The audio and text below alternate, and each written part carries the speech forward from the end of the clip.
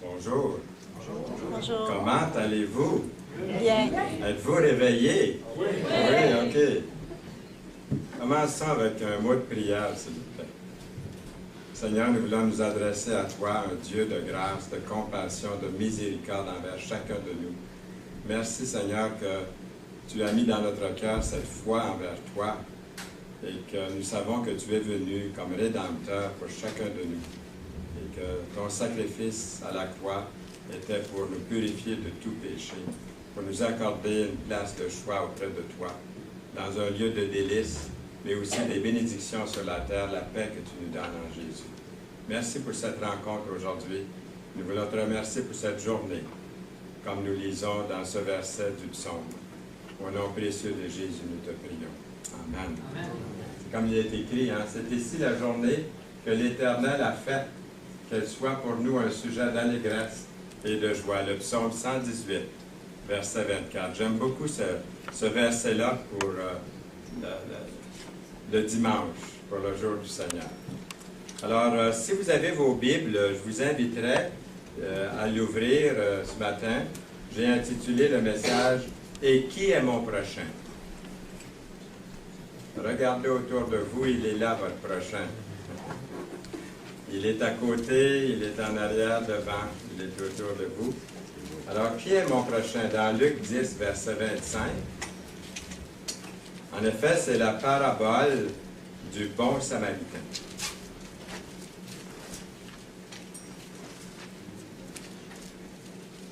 De plus en plus, dans les bulletins de nouvelles, à la radio, à la télévision, dans les journaux, sur Internet, on voit qu'il y a des attaques sur des personnes, souvent des personnes, des victimes qui se trouvent à la mauvaise place au mauvais moment. Ils se font tabasser, frapper à coups de poing, à coups de pied, à coups de bâton. On leur lance des pierres. Et puis, ce qui me surprend le plus, vous l'avez vu, j'espère que vous l'avez vu, sinon, je ne sais pas sur quelle planète vous habitez, mais souvent, ces gens-là rient, ont du plaisir à voir quelqu'un se faire battre, ils n'interviennent pas. Même ils rentrent sans savoir pourquoi, ils vont rentrer dans la ronde pour frapper, sans que personne n'intervienne pour les aider. Souvent, des spectateurs sont là, comme dans une arène devant un spectacle. Est-ce que vous avez déjà vu ça? On le voit à la télévision, on voit ça dans les journaux, puis ça nous surprend toujours. Puis je me dis, qu'est-ce qui incite les gens à réagir de la sorte? Des gens de plus en plus comme ça, à agir avec dureté concernant leurs semblables. Quelle est la cause qui les entraîne très fréquemment, certaines personnes, à rester là, indifférents, sans rien faire, à regarder, à applaudir, même à entrer dans le jeu?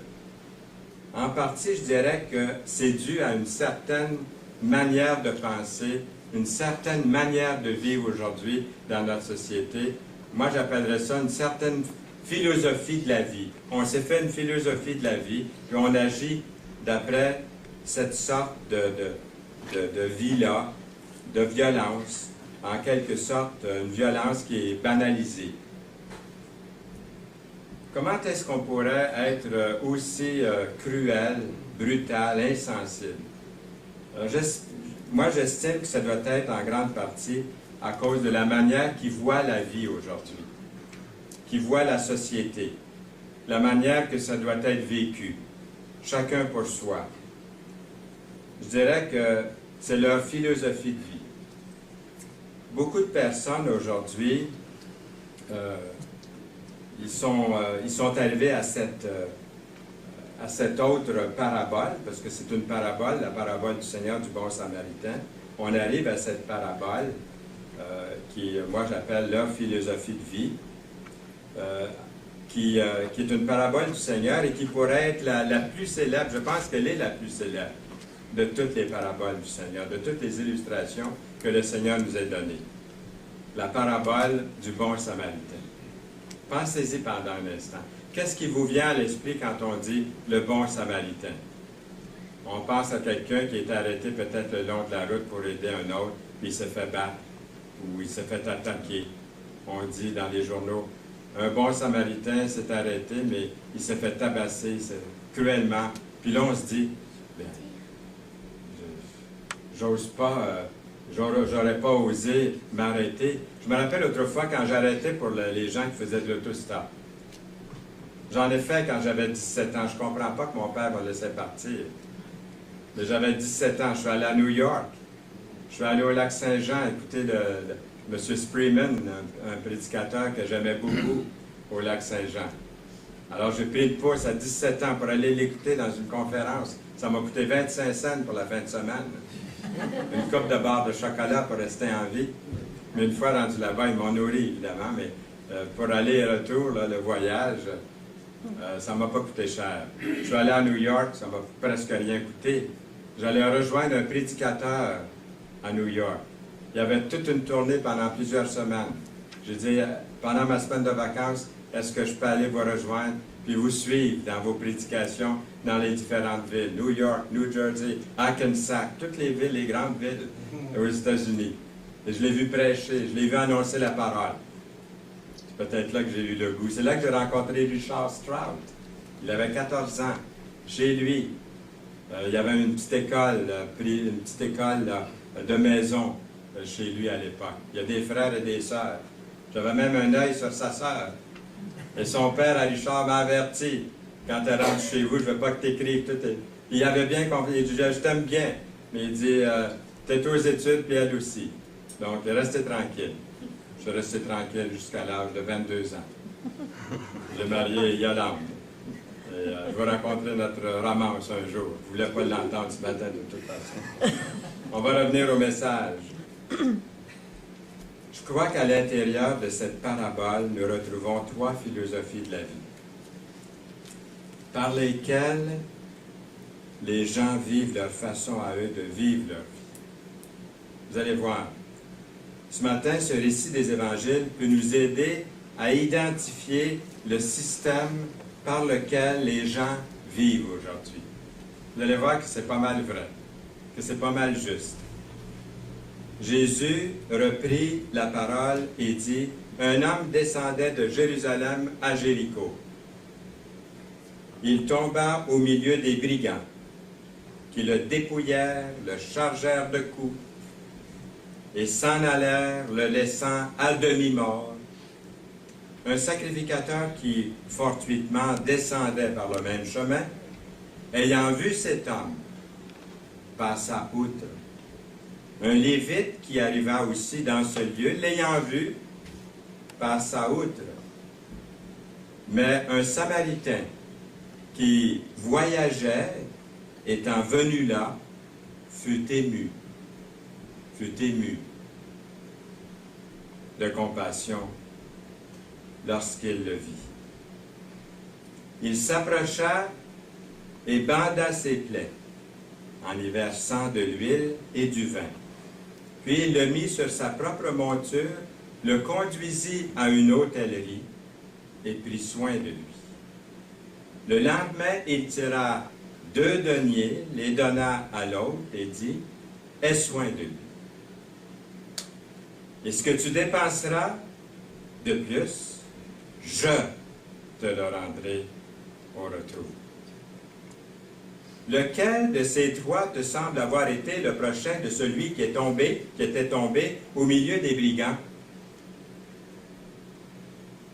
C'est celui qui a exercé la miséricorde envers lui, répondit le docteur de la loi. Et Jésus lui dit, va, et toi, fais de même. Les Écritures nous enseignent que nous devons aimer Dieu, mais nous devons aussi aimer nos semblables. Il y a des semblables que j'ai plus de misère à aimer que d'autres. Il y a des semblables que j'aime beaucoup, beaucoup. Je trouve des affinités. Puis il y en a, même le premier regard, la première fois, je me dis, il me semble que je ne m'entendrai pas bien avec celui-là. Mais voyez-vous ce que le Seigneur veut? Il veut que nous aimons Dieu, mais que nous aimions aussi nos semblables.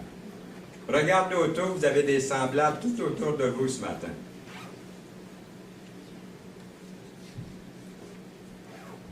Quel est mon prochain? que je dois aimer. Jésus a raconté l'histoire d'un homme qui voyageait sur cette route déserte. Puis des bandits l'ont attaqué, comme on a vu.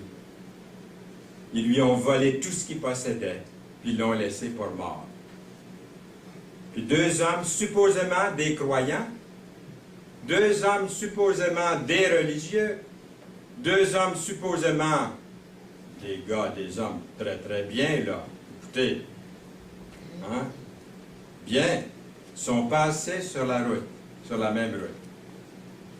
Ils ont vu l'homme blessé, mais n'ont pas osé, n'ont pas voulu lui porter secours, puis est passé un étranger.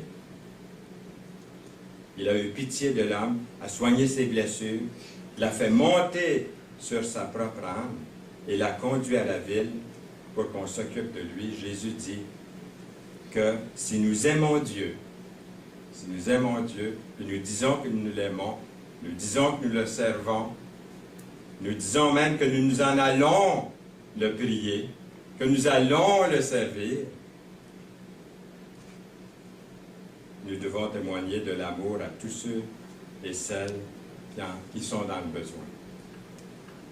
Une de leurs philosophies de vie, ou leur philosophie du monde, je l'appellerais la règle de fer. Il va en avoir trois. La première, je l'appellerais la règle de fer. Leur philosophie de vie, leur philosophie du monde, ils vivent d'après la philosophie de fer. Je dirais que plusieurs qui vivent d'après la règle de fer sont nombreux aujourd'hui. Personnellement, je vois ces gens-là comme étant des gens déplaisants, souvent cruels, des gens malfaisants, blessants, des gens sans loi, des gens sans foi, puis ils s'en vantent. Ils sont sans loi, ils sont sans foi, puis ils en rient. Ils s'en moquent. Ils le disent publiquement, qui abusent des gens, créent de la misère, et puis, au fond, qu'est-ce que ça peut leur faire? Ils sont indifférents. Apparemment, la route qui descend à Jéricho semble être un refuge pour de nombreux voleurs et criminels. C'est facile de se cacher là-dedans. Là. Ça, c'est une vraie photo d'aujourd'hui, de cette partie de route. Les chemins sont étroits, sillonnent entre les murailles de roche, avec des virages brusques. Saint Jérôme, au 5e siècle, l'appelait la route sanglante. Peut-être qu'ils avaient une sorte de poste de guet là, sur la route, entre les rochers, pour surprendre leurs victimes. Là, quelqu'un disait « Chut, chut, attention, il y en a un qui s'en vient. Il a de l'air d'avoir le magot, celui-là. Manquons pas notre shot. Quand il arrive, on saute dessus et on le dévalise. Êtes-vous prêts? 1, 2, il arrive, il est proche. » Et là, on le saute dessus, on sort de la cachette, on saute sur ce pauvre misérable, on s'empare de son argent, de l'argent que cet homme a gagné péniblement, à la sueur de son front, on s'empare de son argent, de l'argent que cet homme a gagné, a travaillé dur pour le gagner, pour lequel ils n'ont, eux, aucun droit. Qu'est-ce qui, dans le monde, incite quelqu'un ou des gens à agir de cette façon-là? C'est toujours, on voit ça toujours comme une injustice. Comme le jour où on est entré chez nous, les fenêtres étaient ouvertes, les lumières étaient allumées dans la maison, ça faisait 3 jours qu'on était partis. Tous les tiroirs étaient ouverts de toute la maison. Quelqu'un était entré, avait fouillé partout pour voler. Ils étaient entrés dans la fenêtre, dans l'avant. On avait un climatiseur dans une fenêtre. Ils ont poussé le climatiseur à l'intérieur de la maison. Ils sont entrés comme ça. Pour les voleurs, voilà un tuyau facile à rentrer dans un domicile. Mais en avant, dans la rue, on se demande comment ils ont fait, peut-être en pleine nuit, je ne sais pas, mais pourtant toutes les lumières allumées. Puis des voisins qui sont avertis qu'on est parti pour une couple de jours. Voyez-vous, qu'est-ce qui inciterait les gens à agir de la sorte? Il doit sûrement y avoir une explication. Moi, je sens bien que la réponse est liée à leur mauvaise façon de penser, d'agir. Ils agissent selon leur pensée, selon ce qu'ils croient être, puis moi j'appelle ça leur philosophie de vie, puis leur point de vue, le point de vue d'un voleur, c'est ce que j'appellerais la règle de fer. Pour eux, c'est la force musculaire, le bras de fer prime le droit. C'est moi qui est le plus fort, ben c'est moi qui va l'avoir. Au plus fort la poche. Ce qui t'appartient m'appartient à moi aussi. Si je le veux, ben je vais le prendre. Je vais m'arranger pour le prendre. Fais-le aux autres avant qu'ils te le fassent à toi. T'es numéro un. T'es numéro un. Si tu ne vois pas à ton affaire, personne ne le fera pour toi. Tout homme pour lui-même, aux frais de l'autre personne si nécessaire. Ceux qui vivent selon la règle de fer profitent de la misère qu'ils infligent aux autres, mais je me demande à quel point ils s'en rendent compte. Est-ce qu'ils s'en rendent compte? Je pense que ça ne les touche pas tellement. Est-ce qu'ils ont des larmes? Oui, des larmes de crocodile. Est-ce qu'on connaissait les larmes de crocodile? Eh bien, ça les laisse complètement froids. La règle de fer peut prendre différentes formes. Ce n'est pas toujours la personne avec un bat de baseball, la personne qui vit selon la règle de fer. Ou avec un fusil. Ça peut être une personne avec une lampe de poche qui, au beau milieu de la nuit, a l'intention de commettre un vol, ou un vol à l'étalage, sans fusil, sans lampe de poche, sans batte de baseball, mais qui remplit ses poches ou l'intérieur de ses manteaux, de vol à l'étalage, ou de tricher dans un examen. Est-ce que c'est une forme de vol? C'est la règle de fer. Je vais m'arranger pour réussir dans mon examen. D'abord, je suis numéro un. C'est l'individualisme aujourd'hui. Et par ce commérage aussi, par commérage, enlever la réputation d'une autre personne, c'est de vivre d'après la règle d'or, de parler de cette personne derrière son dos. Et dans les bulletins de nouvelles, depuis environ 4 ans, qu'est-ce qu'on entend le plus souvent? On entend continuellement parler des voleurs à cravate. J'ai presque envie d'enlever ma cravate ce matin. J'en vois quelques-uns qui l'ont, donc je vais la garder. Parce que ça ne veut pas dire parce qu'on a une cravate qu'on est voleur. Ne généralisons pas. Mais on a entendu parler beaucoup de ces voleurs à cravate. Est-ce que vous avez entendu? Sinon, vous n'êtes pas tout à fait aux mêmes places que nous, parce qu'on entend ça continuellement ces jours-ci. Les voleurs à cravate, comme on les surnomme. Plusieurs ont dérobé et ruiné pour toujours, même les membres de leur propre famille, qu'ils aiment pourtant. Ils les ont volés, ils les ont ruinés. Qui est-ce qui ferait une chose pareille? Et pourquoi? Ça revient à la règle de fer. C'est une philosophie de la vie, je pense, qui est enracinée dans l'égoïsme. Dans l'égoïsme.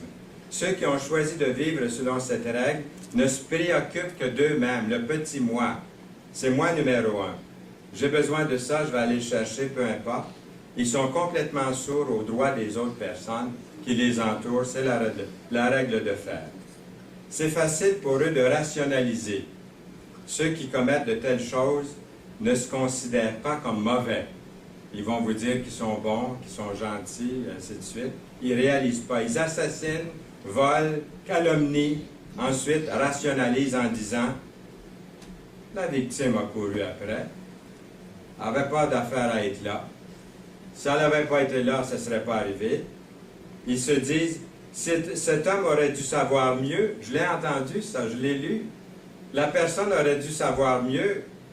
Il était dangereux de voyager sur cette route-là. Il aurait dû prendre une autre route. Il n'aurait pas dû passer par cette route, qui a une réputation déjà de voleur, et puis de criminel, de bandit, de brigand. Pourquoi est-ce qu'ils sont allés marcher sur cette route-là? Au fond, ils méritent. Ça devait arriver, c'est arrivé. Ça, c'est une philosophie de la vie. Ils vont se rationaliser, ils vont rationaliser comme ça. C'est ancré dans l'égoïsme. Elle semble avoir de plus en plus d'influence au sein de notre société aujourd'hui. Qu'est-ce que le Seigneur a dit dans sa parole, dans 2 Timothée 3, 1? sache que dans les derniers jours, il y aura des temps difficiles. Est-ce qu'il y a des temps difficiles aujourd'hui, de nos jours? Et comment? Car les hommes seront égoïstes. Demandez aux femmes, ils vont vous dire que c'est vrai. Hein? Pourtant, c'est autant les femmes que les hommes, là, ici. C'est un terme neutre. Égoïste. Amis de l'argent. Fanfarons ou effrontés. Ingrats, c'est-à-dire hautains. Blasphémateurs. Rebelles à leurs parents. Ingrats. Irreligieux. Insensibles. Déloyaux. Calomniateurs. Intempérants. Cruels. Ennemis des gens de bien. Traîtres. Emportés. Enflés d'orgueil. Aimant le plaisir plus que Dieu. Une autre manière de voir le monde ou la vie serait la règle d'argent. Ah, ça paraît beau, là, hein, la règle d'argent. Quand on entend ça, là, ça s'améliore. Trouvez-vous pas que c'est comme un terme qui nous rassure un peu, mais ça sonne mieux aux oreilles, mais cette philosophie est également une philosophie froide, insouciante. Elle est caractérisée par un désintérêt ou de l'indifférence pour les besoins des autres. Vous vous souvenez peut-être, il y a quelques années, il y a pas tellement longtemps, un certain nombre de personnes, et ça c'est à Montréal, je pense que c'est arrivé, je me rappelle d'avoir entendu, peut-être vous l'avez entendu aussi, il y a une jeune femme qui était en train d'être violée, et puis finalement on l'a assassinée devant un immeuble à Montréal. Et puis les locataires ont regardé, ils ont entendu des cris, certains locataires ont regardé par la fenêtre. Ils ont refermé le rideau, puis ils ont dit, bon, c'est pas notre affaire, on ne se mêle pas de ça. Ils ont entendu crier la fille à l'aide, mais ils sont retournés à leurs affaires sans s'occuper de la détresse de cette pauvre femme. On entend souvent parler aussi des hit and run. En toutes les semaines, j'en ai encore dernièrement, là, même je pense que cette nuit, il y a quelqu'un qui a frappé à Montréal, quelqu'un, à 4 heures du matin. J'ai entendu ça ce matin aux nouvelles. On entend ça presque tous les jours, les hit and run. Ils frappent, puis ils ne restent pas, ils s'en vont. Est-ce que je suis le seul à entendre ça? On entend ça souvent. Qu'est-ce qui pousse les gens à ne rien faire dans certaines de ces situations-là? Est-ce que c'est leur manière de vivre, leur manière de voir la vie? J'appellerais ça la règle d'argent. Quand certains des spectateurs ont été interrogés, qu'on leur a demandé pourquoi ils n'ont pas aidé cette jeune fille, qu'ils n'ont pas appelé, qui ne sont pas sortis, ils ont répondu, on n'a rien voulu, on n'a pas voulu s'interposer dans ses affaires, dans les affaires des autres, ça ne nous regarde pas. On n'a pas voulu se mêler de ça. Avez-vous déjà entendu des réflexions semblables? J'appellerais ça la règle d'argent. J'appellerais ça l'insouciance pour les besoins des autres. Qu'ils s'arrangent. Ça ne me regarde pas. Je ne veux rien avoir là-dedans. Je ne veux pas m'impliquer. Je ne veux pas être obligé de répondre, de témoigner. Je reste en dehors de ça. Ça, c'est les réflexions qu'on entend le plus souvent. Moi, je suis content qu'ici au Québec, au moins, on a depuis un certain temps, on a des lois pour contrer ceux et celles qui seraient portés à ne pas venir en aide à quelqu'un dans le besoin. Vous connaissez cette loi, que si vous voyez quelqu'un dans le besoin et que vous ne l'aidez pas, vous êtes coupable devant la loi. Donc ça, c'est une bonne loi que nous avons ici au pays. J'apprécie ça moi aussi. Mais dans cette parabole, le prêtre et le lévite représentent ceux et celles qui vivent selon la règle d'argent. Ce sont des gens bien, ça, les deux ici, là, le prêtre et le lévite. Ce sont des gens de bonne réputation, des gens vers qui nous regardons. Ils sont bien habillés, ils sont polis, ils sont gentils, ils sont vraiment des gentlemen, là. Mais ils vivent selon la règle d'argent. Il est écrit dans l'Ancien Testament, puis eux, ils connaissaient l'Ancien Testament. Regardez ce qui est écrit dans Nombre. Celui qui touchera un mort, un corps humain quelconque, sera impur pendant 7 jours. Ils connaissent bien ce passage-là dans Nombre 19, 11. Donc, pensez-vous qu'ils vont s'arrêter pour toucher ce qu'ils pensent être un mort ou un blessé? Ils vont être impurs pendant 7 jours. Alors, ils observent la loi. Ils observent la parole, l'Ancien Testament. Alors, à cause de ça, ils ne s'arrêteront pas. Sans doute que le prêtre et le lévite se souviennent très bien que la personne qui touche un mort est impure pendant 7 jours. Peut-être qu'ils se disent ou qu'ils se rendraient, peut-être que ces deux-là même s'en vont prier, servir à Jérusalem. Nous lisons dans la parole, ils se rendent d'une ville à l'autre. Peut-être qu'ils s'en vont au temple. Il était peut-être attendu, un des deux là, pour la prédication, puis l'autre pour le service au temple. Il ne faudrait pas arriver en retard au temple. Ils sont pressés. On est toujours pressés. Connaissez-vous quelqu'un qui était pressé durant la conférence du Carreau en fin de semaine? Il nous en parlait souvent, notre missionnaire, que nous, avec notre culture occidentale, quand on arrive en Orient, les gens nous demandent « Pourquoi vous êtes si pressés, vous autres? » Les gens prennent le temps de vivre souvent ailleurs.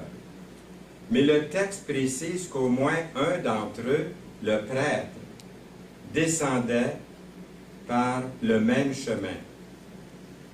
Jérusalem est à 2300 pieds au-dessus du niveau de la mer. Et Jéricho est environ 1300 pieds en dessous du niveau de la mer. Alors, ça descendait, hein? En moins d'une trentaine de kilomètres, la route descend de plus de 3000 pieds d'altitude. Donc, il semble bien que le prêtre est sur son chemin de retour du temple, le prêtre, d'après la parole ici. Prêt à mettre sa foi en pratique, prêt à manifester de l'amour de Dieu aux autres. C'est comme si on partait de la réunion ici aujourd'hui, puis on trouverait quelqu'un dans le besoin, puis on passait outre. On a été bénis ensemble, on a chanté des beaux cantiques, on a lu la parole, mais en sortant d'ici, on n'est plus le même, on n'est plus pareil. Ces deux hommes religieux n'ont pas donné des coups de pied à la victime étendue par terre. Hein, ils ne lui ont pas donné des coups de pied. Ils n'ont pas craché sur lui. Ils l'ont tout simplement ignoré. Les personnes même qui auraient dû mieux savoir et mieux faire ont commis un péché de négligence. Celui donc qui sait faire le bien, nous lisons, et qui ne le fait pas commet un péché. Jacques 4, 17. Comment se fait-il que ces deux hommes religieux ont agi de la sorte? Est-ce que c'est leur manière de voir la vie et de choisir de vivre leur vie d'après cette façon-là? La philosophie de vie du prêtre et du lévite pourrait être appelée la règle d'argent. Eux, ils se disent, ce qui est à moi m'appartient et je n'ai pas l'intention de laisser aller. Tu as fait ton lit, eh bien, couche-toi dedans. La loi de règle d'argent. Je ne t'ai pas volé, je ne vais pas non plus te dorloter. Achale-moi pas. Hein? Achale-moi pas, je ne t'achalerai pas non plus. C'est chacun pour soi. Les gens qui vivent d'après la règle d'argent se contentent d'être tout pour eux-mêmes, mais c'est souvent au détriment des autres. Ils ne veulent pas s'impliquer, ça pourrait être risqué pour eux. Il est difficile de se défaire de quelqu'un qui colle. Vous aidez quelqu'un, puis ensuite il ne décolle plus. Est-ce que vous connaissez l'expérience? On a peur d'aider, pourquoi? Il ne décollera plus celui-là. Il va rester collé. C'est comme quand vous envoyez un don à une organisation, puis vous êtes achalé après ça avec du courrier, hein, du pourriel. Ça n'arrête plus. Puis on se dit, j'ose pas envoyer un don parce que là, je vais recevoir un paquet d'affaires après. Alors, on peut se dire ça. Est-ce que ce point de vue pourrait être une forme d'égoïsme, au fond? Des gens cherchant uniquement à être aimés des autres. Mais par contre, d'autres personnes sont sincèrement à la recherche de personnes à aimer. Les voleurs et le prêtre et le lévite étaient tous à la recherche de quelqu'un qui comblerait leurs besoins. Ils ne pensaient surtout qu'à eux-mêmes, à se faire aimer. Les blessures d'une personne ne sont pas toujours visibles à l'extérieur. Il y a des gens autour de nous qui souffrent à l'intérieur. On ne voit pas toujours ça. Les gens souffrent à l'intérieur d'eux-mêmes, qui ont besoin d'encouragement des autres. Il y a l'ennui, il y a l'anxiété, la dépression, le mécontentement, la peur. Ça exige prendre le temps de faire une différence pour une personne, pour les aider dans ces différents domaines. Mais souvent, nous pouvons être tellement occupés, puis tellement zélés, comme le prêtre et le lévite, que nous ne parvenons pas à la tâche réelle, celui du royaume, qui est la personne elle-même, les personnes elles-mêmes. Il y a deux types de péchés, puis il y a deux types de pécheurs qui appartiennent dans cette parabole. Premièrement, les voleurs ont blessé l'homme par leur violence.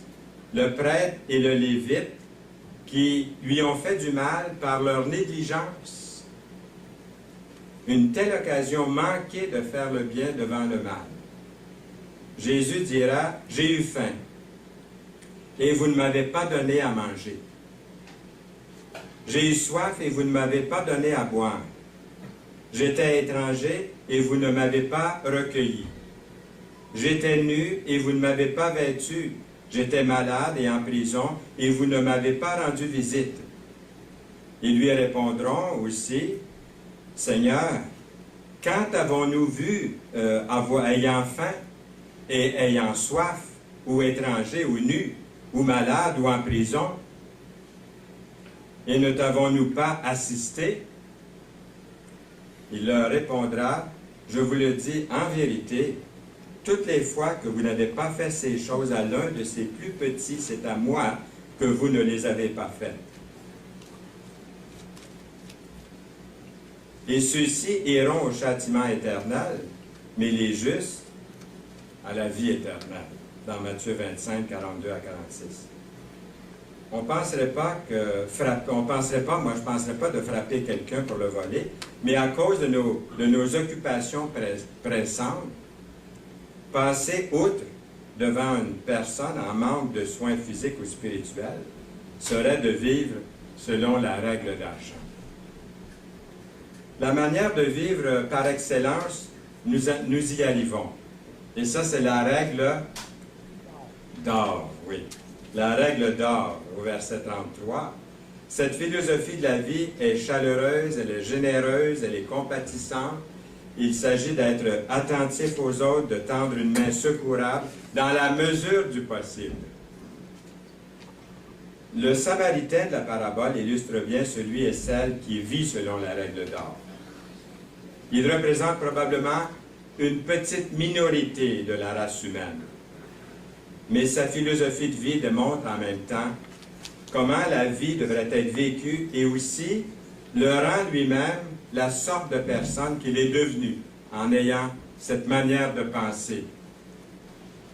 Ce Samaritain n'est certainement pas quelqu'un qui n'a rien à faire là, de ses journées. Sûrement que c'est une personne occupée, ce Samaritain. Il est en route vers son boulot, peut-être quelque part. Il a des affaires à régler.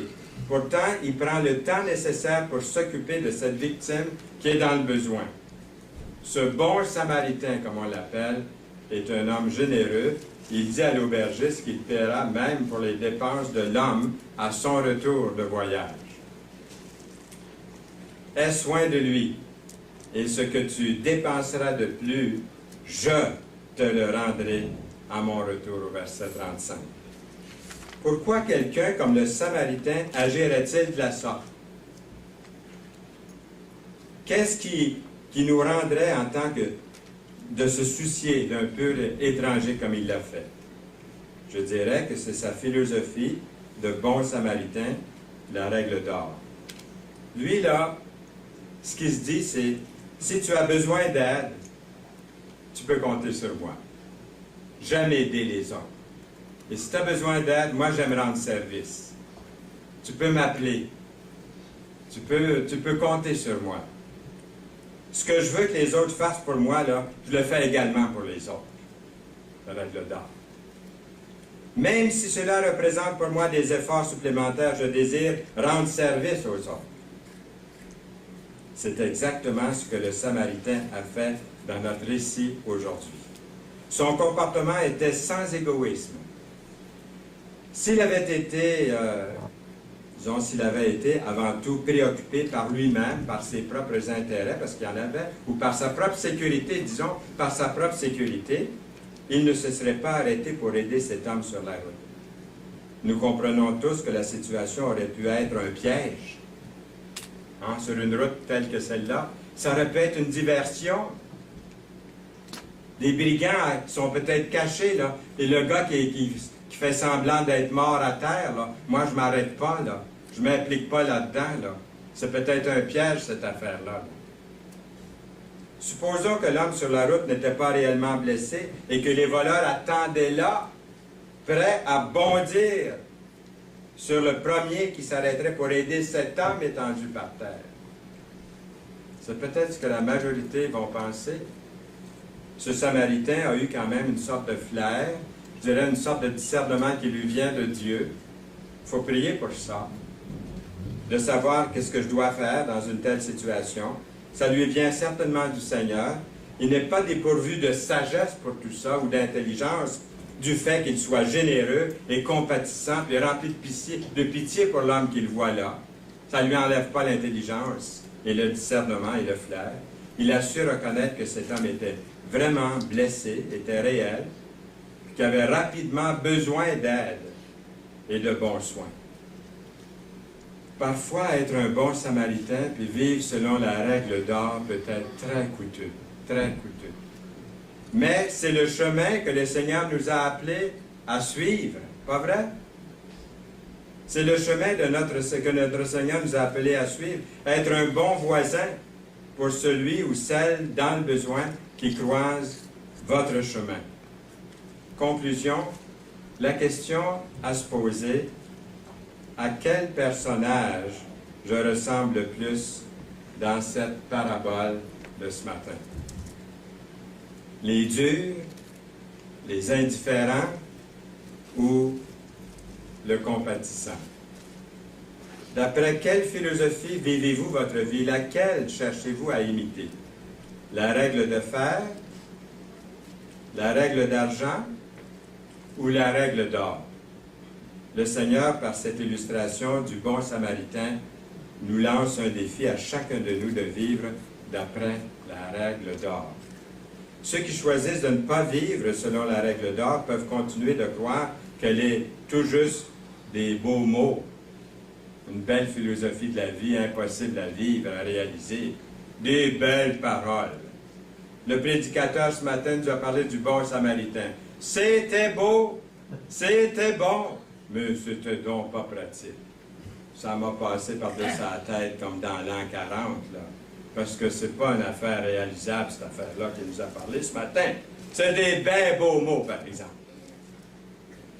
Mais elle est plus que des bien beaux mots.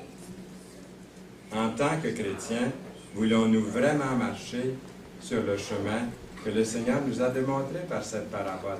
Elle ne vient pas de moi, la parabole. Elle vient du Seigneur. Comment vous trouvez ça, vous autres? Hein? Sur le chemin que Jésus nous a tracé. C'est de là qu'elle vient. Nous lisons dans la parole que chacun de vous, au lieu de considérer ses propres intérêts, considère aussi ceux des autres. Il dit aussi, j'aime le petit mot aussi, tous les mots sont importants, parce qu'il veut qu'on considère les nôtres aussi, hein? Mais aussi les autres. Ayez en vous les sentiments qui étaient en Jésus-Christ, Philippiens 2, 4 et 5. J'ai une prière ici que j'aimerais qu'on fasse, si vous voulez la faire, puis ça devienne vos paroles à vous, la faire sincèrement dans votre cœur, en ayant les yeux ouverts pour la voir sur l'écran comme il faut, et faire de cette prière la vôtre si vous le désirez. J'aimerais la faire avec vous. Père Céleste, je te remercie de cette illustration que Jésus nous a laissée dans les évangiles. Nous ne voulons pas qu'elle demeure seulement un beau récit. Seigneur, je désire vivre ma vie avec dévouement, en tendant une main secourable à ceux qui sont dans le besoin. Aide-nous, Seigneur, à marcher sur le chemin où Jésus nous a indiqué. Nous prions pour ceux et celles qui sont cruels envers les autres parce qu'ils ont choisi de vivre selon la règle de fer. Nous prions pour la paix dans le monde, à commencer par la paix du cœur. Nous te demandons que leur cœur soit transformé et que de plus en plus, les gens de toute race vivent d'après, faites pour les autres, tout ce que vous voulez qu'ils fassent pour vous. Amen. Amen. Seigneur, merci pour ta parole. Ta parole est comme une épée à deux tranchants. Et quelquefois, ça fait mal un peu. Mais nous te remercions pour cette parole. Et tu peux, toi qui vis en nous, par ton esprit, tu peux nous aider aujourd'hui à être compatissants, miséricordieux, à avoir les yeux ouverts, à avoir de l'intelligence, du flair, du discernement aussi, pour savoir comment agir dans telle ou telle circonstance. Donne-nous l'intelligence et la sagesse d'agir selon ta volonté, pour te plaire, pour te servir, au nom de Jésus-Christ. Amen.